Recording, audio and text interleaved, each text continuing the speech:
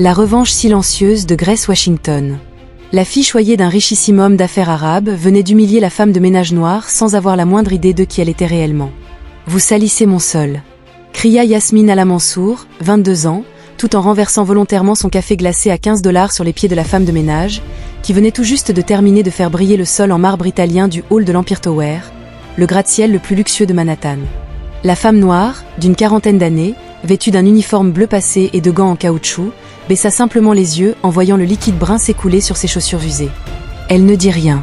Elle inspira profondément, comme quelqu'un qui a déjà affronté des tempêtes bien pires que celle-ci. « Vous m'entendez ?» s'énerva Yasmine, frappant le sol de ses talons loup-boutin à 2000 $. « Mon père est propriétaire de tout cet immeuble, et vous vous comportez ici comme si vous étiez chez vous. » La femme de ménage leva lentement les yeux. Pendant un bref instant, Yasmine ressentit quelque chose d'étrange. Une sérénité froide, presque dérangeante, qui ne correspondait pas du tout à la situation. C'était comme si cette femme portait en elle des secrets qu'une fille gâtée comme elle ne pourrait jamais imaginer.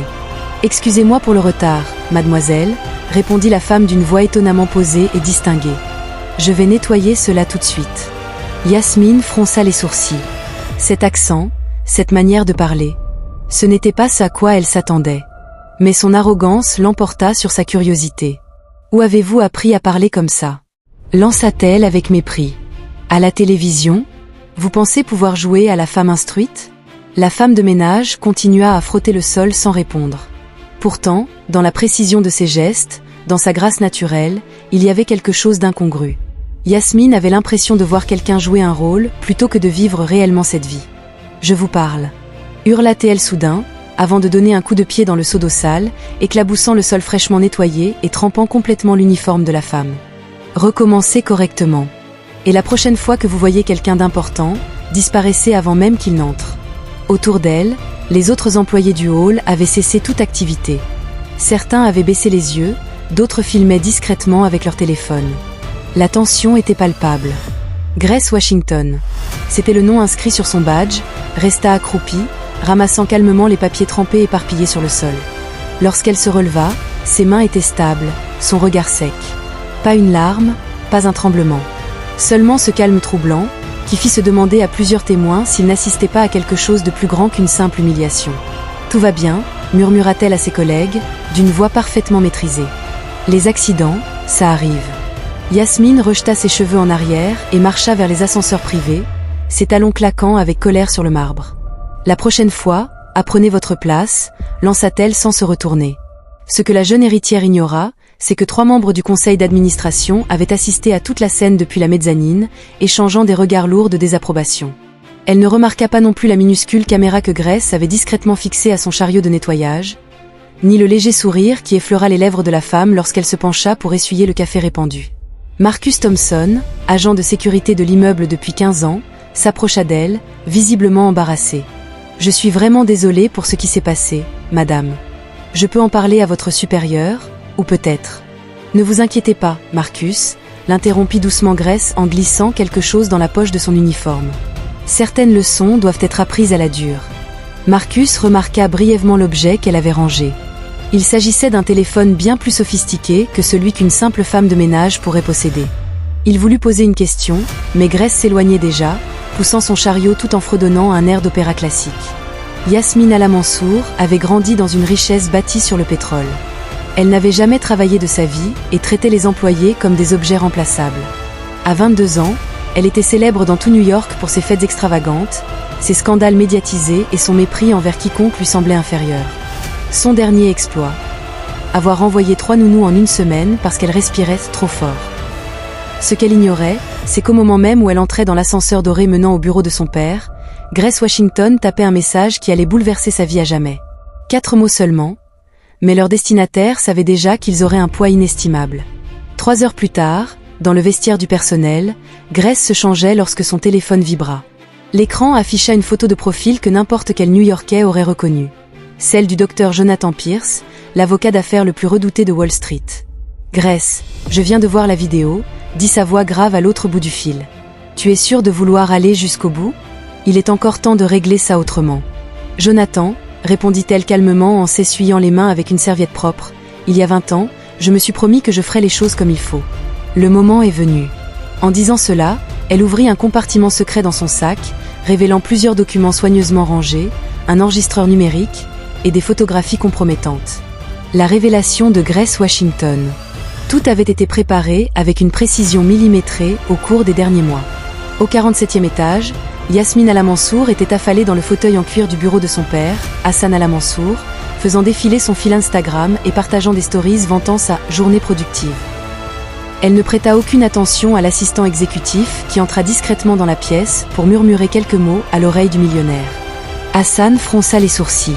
« Êtes-vous certain que c'était bien ma fille ?»« Oui, monsieur. 3 cadres de Johnson et Associates l'ont vue. Ils étaient venus pour la réunion de 14 heures et... disons qu'ils ont été très choqués par ce qu'ils ont observé. » L'homme d'affaires, âgé de 58 ans, poussa un profond soupir. Il avait bâti un empire immobilier à la sueur de son front, mais son plus grand échec restait son incapacité à canaliser les excès et le comportement imprévisible de sa fille. « Elle a encore renvoyé quelqu'un ?» demanda-t-il d'une voix lasse. « Pas exactement, monsieur. Elle a publiquement humilié une femme de ménage. » Les vidéos circulent déjà parmi le personnel. Pendant que la conversation se déroulait, Yasmine, totalement indifférente, continuait à pianoter sur son téléphone, pestant dans ses messages privés contre les employés incompétents, incapables, selon elle, de connaître leur place. Pendant ce temps, 3 étages plus bas, dans les sous-sols de l'Empire Tower, Grace Washington se trouvait dans une petite pièce oubliée du bâtiment. Les archives mortes. Mais elle n'était pas là pour consulter de vieux dossiers. Elle connectait une clé USB à un ordinateur, transférant des fichiers soigneusement collectés durant les 3 derniers mois. Chaque conversation enregistrée. Chaque humiliation documentée. Chaque employé injustement licencié par Yasmine avait désormais son histoire consignée. Grace n'était pas une simple observatrice. Elle avait méthodiquement réuni des preuves. Marcus Thompson apparut à la porte, tenant 2 tasses de café. « Je me suis dit que tu aurais besoin d'une pause », dit-il en lui tendant une tasse. « Et peut-être de m'expliquer pourquoi une femme de ménage a accès au système de fichiers exécutifs ?» Grace esquissa son premier sourire de la journée. « Marcus, tu as toujours eu l'œil pour les détails. C'est justement pour ça que j'ai besoin de ton aide. » « De mon aide ? Tu connais ce bâtiment comme ta poche. Tu sais tout sur le personnel, les horaires, les habitudes, et surtout, ajouta-t-elle après une courte pause, tu connais mieux que quiconque l'agenda d'Hassan Alamansour. » Marcus s'assit lentement, comprenant qu'il venait d'être entraîné dans une histoire bien plus vaste qu'il ne l'avait imaginé. « Grace, qui êtes-vous vraiment ?» Avant qu'elle ne puisse répondre, son téléphone vibra. La personne à l'autre bout parlait un arabe fluide. Sans hésiter, Grace répondit dans la même langue, avec une prononciation impeccable. La conversation, brève mais technique, ne laissait aucun doute. Il ne s'agissait pas d'un simple échange anodin. Lorsqu'elle raccrocha, Marcus la regardait, bouche bée. « Tu parles arabe ?» Entre autres choses, répondit Grace avec calme en retournant à son clavier. « Demain, à 15 heures, Hassan a une réunion cruciale avec les plus grands investisseurs du Moyen-Orient. Une rencontre qui pourrait lui rapporter 500 millions de dollars. Comment tu sais ça ? Demanda Marcus, interloqué. Parce que, répondit-elle en sauvegardant le dernier fichier avant de retirer la clé USB, c'est moi qui ai aidé à organiser cette réunion. Et demain, Yasmine Alamansour comprendra que certaines leçons coûtent bien plus cher qu'un café à 15 $. Marcus la regarda ranger soigneusement les documents, remarquant pour la première fois la rigueur quasi militaire de ses gestes. Rien n'était improvisé. Tout, chaque mot, chaque action, chaque silence, faisait partie d'un plan mûrement réfléchi. « Grace, dit-il d'une voix hésitante, vous n'êtes pas vraiment femme de ménage, n'est-ce pas ?» Elle s'arrêta sur le seuil, se retourna avec ce même sourire énigmatique et répondit doucement. « Demain, vous comprendrez que les personnes les plus puissantes sont parfois celles qui choisissent de rester dans l'ombre, jusqu'au moment où elles décident d'en sortir. » Le lendemain, à 14h45, Hassan Alamansour ajustait nerveusement sa cravate Hermès dans le salon exécutif du 47e étage. La réunion la plus importante de sa carrière allait débuter. Des représentants du plus grand fonds d'investissement du Golfe Persique venaient spécialement de Dubaï pour discuter d'un partenariat colossal, capable de transformer son entreprise en conglomérat international. Yasmine, assise dans un coin, pianotait sur son téléphone, l'air ennuyé. « Papa, je dois vraiment rester ici ? J'ai un rendez-vous au spa à 16 h. Yasmine, tu dois apprendre le métier familial. Un jour, tout cela t'appartiendra, répondit-il sans la regarder. Ce qu'aucun d'eux ne savait, c'est que 3 étages plus bas, Grace Washington se préparait. Vêtue d'un tailleur sobre mais impeccable, elle relisait calmement les documents rangés dans son porte-documents en cuir italien. À ses côtés, le docteur Jonathan Pierce, l'avocat d'affaires le plus redouté de Wall Street, vérifiait les contrats une dernière fois. « Tu es sûr de toi, Grace ?» demanda-t-il. « Une fois que ce processus sera lancé, il n'y aura plus de retour possible. »« Jonathan, » répondit-elle en le regardant droit dans les yeux, « tu me connais depuis 15 ans. Ai-je déjà reculé devant quoi que ce soit ?» À 15 heures précises, les portes de l'ascenseur exécutif s'ouvrirent. 6 hommes en costume sombre en sortirent. Hassan se leva aussitôt, affichant son sourire le plus diplomatique. « Messieurs, bienvenue. J'espère que votre voyage s'est bien passé. » Mais ces mots se figèrent dans sa gorge lorsqu'il vit la dernière personne sortir de l'ascenseur. Grace Washington. Mais plus rien à voir avec la femme de ménage qu'il croyait connaître. Ses cheveux étaient parfaitement coiffés, son maquillage irréprochable, et son tailleur valait à lui seul plusieurs salaires annuels d'un employé moyen. Yasmine leva les yeux de son téléphone et devint livide. « Qu'est-ce qu'elle fait ici ?» balbutia-t-elle. L'un des hommes du groupe, manifestement leur chef, s'avança vers Grace et la salua chaleureusement en arabe. « Allan, Grace. Kaifa Aluki, Alandulia, Aed. Choukran, répondit-elle avec aisance, en l'embrassant sur les joues comme une vieille amie. Hassan, déconcerté, tenta de reprendre contenance. « Excusez-moi, mais je crois qu'il y a une erreur ?» L'homme se tourna vers lui avec un sourire poli. « Aucune erreur, monsieur Al-Mansour, » répondit Ahmed Al-Rachid, PDG du plus grand fonds souverain des Émirats arabes unis. « Permettez-moi de vous présenter Madame Grace Washington Al-Faïd, notre principale conseillère en investissement pour l'Amérique du Nord, et ma belle-fille. » Le silence qui suivit fut assourdissant. La chute des Al-Mansour. Yasmine laissa tomber son téléphone sur le sol, le visage blême. Grace fit un pas en avant, sa posture irradiant désormais une autorité froide, bien différente de celle qu'elle avait lorsqu'elle portait encore son uniforme de femme de ménage. « Bonjour, Hassan. »« Bonjour, Yasmine. »« Je crois que nous nous connaissons déjà, » dit-elle d'une voix parfaitement maîtrisée. « C'est impossible, » balbutia Yasmine. « Vous êtes une femme de ménage ?» compléta Grace avec un sourire glacial. « Oui. J'ai passé les 3 derniers mois ici, à observer votre entreprise de l'intérieur, à voir comment vous traitez vos employés, et à tout consigner. » Le docteur Pierce posa calmement sur la table une liasse de documents épais. 23 licenciements abusifs au cours des 2 dernières années, tous signés de la main de Yasmine Al-Mansour. 15 cas avérés de harcèlement moral. 7 procès en cours, étouffés à coups de chèque. Hassan tenta d'intervenir, mais Ahmed leva une main pour le faire taire. « Nous n'avons pas encore terminé, Hassan. » Grace activa un projecteur mural. Les images qui apparurent firent immédiatement blanchir le visage de Yasmine. Sur la première vidéo, on la voyait hurler sur une réceptionniste en pleurs. Sur la deuxième, elle humiliait publiquement un agent de sécurité âgé. Et sur la troisième, la plus récente, elle renversait un café glacé sur une femme de ménage avant de lui donner un coup de pied dans le seau. Pendant 3 mois, expliqua Grace avec un calme désarmant, j'ai méthodiquement enregistré chaque humiliation, chaque abus, chaque trace laissée par votre arrogance. Vous avez détruit des vies, Yasmine, simplement parce que vous le pouviez. Yasmine tremblait de rage et de peur. Papa, fais quelque chose. Elle n'a pas le droit de... De quoi? L'interrompit Ahmed d'un ton glacial. De révéler la vérité sur la manière dont vous traitez ceux que vous jugez inférieurs? Grace poursuivit, implacable. Regardez celle-ci. Sur l'écran apparut une autre séquence. Yasmine licenciant Maria Santos, mère célibataire de 2 enfants, sous prétexte que son visage ne correspondait pas à l'esthétique du hall. Hassan, transpirant à grosses gouttes, tenta de reprendre le contrôle. Grace, je t'en prie, je suis sûre qu'on peut trouver un arrangement. Un arrangement? Répéta-t-elle en laissant échapper un rire sans joie. Comme celui que vous avez trouvé quand vous avez découvert que Maria prenait des antidépresseurs parce qu'elle n'arrivait plus à subvenir aux besoins de ses enfants après son licenciement. Puis elle projeta un graphique. Voici la situation financière réelle de votre société, Hassan. Vous êtes bien plus proche de la faillite que vous ne l'avouez. Ce partenariat n'est pas une opportunité, c'est votre dernière planche de salut. Sans lui, vous serez ruiné dans 6 mois. Ahmed se leva lentement. Lorsque vous avez sollicité nos investissements, dit-il d'une voix posée, vous avez affirmé diriger une entreprise familiale fondée sur des valeurs humaines fortes. Vous nous avez présenté votre fille comme une future dirigeante digne et responsable. C'est vrai, tenta de protester Hassan. Yasmine a juste besoin de temps pour mûrir. Ahmed tourna la tête vers la jeune femme, recroquevillée sur sa chaise. Hier, vous avez humilié ma belle-fille, déclara-t-il. Une femme qui possède 2 MBA, parle 6 langues et gère 3 milliards de dollars d'investissement. Et vous l'avez traitée comme une moins que rien. Yasmine voulut répondre, mais aucun mot ne franchit ses lèvres. Grace s'approcha, son regard aussi tranchant qu'une lame. « Tu veux savoir qui je suis vraiment, Yasmine ?» dit-elle d'une voix glaciale. « Je m'appelle Grace Washington Al-Faïd, diplômée de la Harvard Business School et d'Oxford.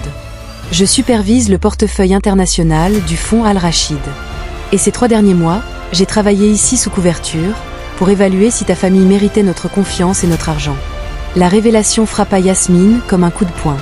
« Vous avez menti. » »« Non, » répondit Grace calmement. « Je me suis déguisée. Pour voir qui vous êtes réellement lorsque vous pensez que personne d'important ne regarde. Et ce que j'ai découvert m'a profondément écœuré. » Ahmed referma son dossier. « Hassan, notre fonds n'investit que dans des entreprises qui reflètent nos principes. Après ce que nous venons de voir, il nous est impossible d'associer notre nom au vôtre. » Hassan se leva précipitamment. « S'il vous plaît, Ahmed, discutons-en. Je vous assure que Yasmine va changer. » « Il n'y aura pas de discussion, » trancha Grace avec fermeté. « Vous venez de perdre un contrat de 500 millions de dollars. Et dans 1 heure, toutes les vidéos que j'ai réunies seront envoyées à vos investisseurs, partenaires et principaux clients. Vous ne pouvez pas faire ça. » Explosa Yasmine. « C'est du chantage. » Grace esquissa un léger sourire, cette fois sincère. « Non, ma chère. Ce n'est pas du chantage. C'est la justice. Et le plus beau, c'est que toutes les personnes que tu as humiliées sauront exactement pourquoi votre famille a tout perdu. » 6 mois plus tard, l'empire Al-Mansour s'était effondré. Grace Washington Al-Faïd était désormais assise dans son vaste bureau au 52e étage de l'Empire Tower, qu'elle avait racheté pour une fraction de sa valeur initiale. Par la grande baille vitrée, elle observait l'agitation de Manhattan, un léger sourire aux lèvres. Marcus Thompson entra, portant un plateau avec 2 tasses de café. Son nouvel uniforme portait l'insigne de superviseur de la sécurité. Son salaire avait triplé. « Comment va notre ancienne collègue ?» demanda Grace, l'air faussement détaché. « Yasmine ?» répondit Marcus en lui servant le café. « Je l'ai aperçue hier. Elle travaille comme vendeuse dans un grand magasin du Queens. Le directeur m'a dit qu'elle avait déjà été renvoyée 2 fois pour avoir mal parlé aux clients. » Grace secoua la tête avec un soupir. Certaines personnes n'apprennent jamais. La transformation du paysage Al-Mansour avait été totale et brutale. 3 mois après la fameuse réunion, Hassan avait déposé le bilan. Les vidéos diffusées par Grace avaient fait le tour des réseaux sociaux, transformant Yasmine en symbole viral de l'arrogance de l'élite. Des mèmes moqueurs de son visage choqué circulaient partout. Le manoir de Long Island fut mis aux enchères. Les voitures de luxe vendues. Les bijoux hypothéqués. Hassan travaillait désormais comme agent immobilier à Brooklyn, gagnant en 1 an ce qu'il dépensait jadis en un seul week-end. Yasmine, pour la première fois de sa vie, découvrit ce que signifiait réellement travailler pour survivre. Sans argent, sans carte de crédit, sans protection. Et chaque nouvel employeur finissait par la reconnaître à cause des vidéos virales. « Il y a autre chose », ajouta Marcus avec un sourire discret.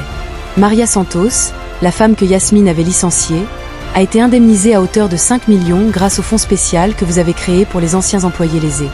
Elle est maintenant directrice du service des ressources humaines et chargée d'appliquer les nouvelles politiques de respect et d'équité.